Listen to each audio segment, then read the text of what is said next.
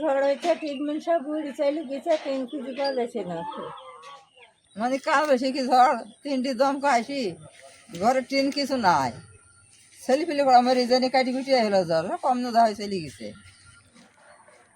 জাল পাখির ঝড়ে আমের ক্ষতি হয়েছে, 60% আম সব ঝরে গেছে। তার জন্য আম আর নেই, খুব এখন পাতলা হয়ে গেছে আম। এতে যা ঝড় হয়েছে, কাল বৈশাখী ঝড়, এই যে আম গলা পড়েছে, আমরা কুড়িয়েছি।